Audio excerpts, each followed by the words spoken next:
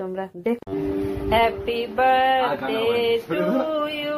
এখানেই শেষ করছি। নতুন কোনো ব্লগে আবার এই কেকটা নিয়ে এসেছিল বৃষ্টি তিতুল, আর এইটা পাঠিয়েছিল। হ্যালো এভরিওয়ান, আসসালামু আলাইকুম। তোমরা সবাই কেমন আছো? আমি জানি তোমরা অনেক অনেক ভালো আছো। আলহামদুলিল্লাহ আমরা সবাইও ভালো আছি। প্রথমেই বলি আজকের ভিডিওটা 31 মে অ্যান্ড 1 জুনে।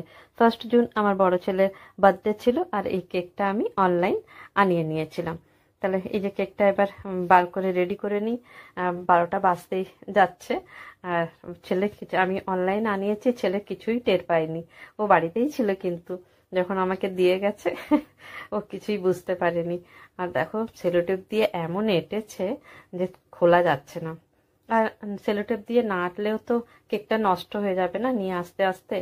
তাও দেখো এত সাবধানে বার করলাম, তাও দেখো একটুখানি কোটিং উঠে গেল এখানকার। মনটা কুতকুত করছে এবার। যাই হোক, এবার 12টা বাজার অপেক্ষায় আমি ওয়েট করছি। 12টা বাজলেই ছেলেকে উইশ করব, আর ও এসে কেকটা কাটবে। ও ভেবেছে আমি কিছুই বলিনি আর সারাদিন। ও ভেবেছে যে মা বোধহয় ওর জন্মদিনটাই ভুলে গেছে। মা কোনোদিন ভুলতে পারে বলো? বাচ্চার জন্মদিন সে যতই বড় হয়ে যাক। তাহলে 12টা বাজলেই আমি ওকে উইশ করব, তারপরে তোমরা দেখো। Happy birthday to you, happy birthday to you. Cake কাটার পরে সবাই একটু একটু করে খেয়ে, রাত্রে আর কেউ খায়নি, তো সেই কেকটাকে পিস পিস করে এই কন্টেনারের মধ্যে করে রেখে দিয়েছিলাম। সকালে ঘুম থেকে উঠলাম জ্বর আর মাথা যন্ত্রণা নিয়ে। তারপর মেডিসিন নিয়ে একটু ভালো লাগতে সন্ধ্যের দিকে এই যে তোমাদের সামনে চলে এসেছিল।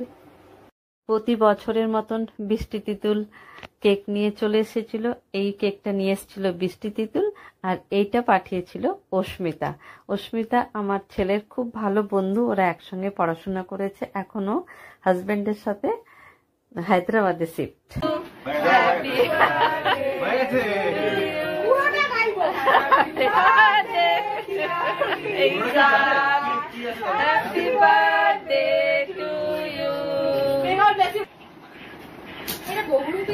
চিন্ময়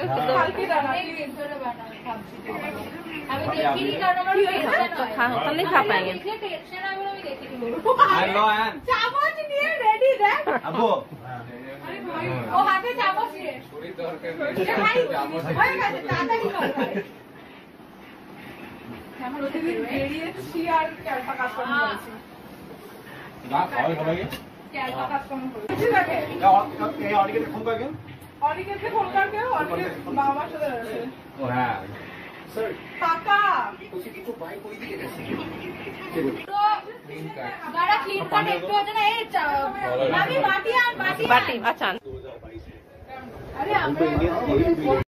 তাহলে আজকের ভিডিওটা এখানেই শেষ করছি। নতুন কোনো ব্লগে আবার তোমাদের সঙ্গে খুব তাড়াতাড়ি দেখা হবে ইনশাল্লাহ। ততক্ষণ তোমরা সবাই খুব খুব ভালো থেকো আর সবাইকে ভালো রেখো।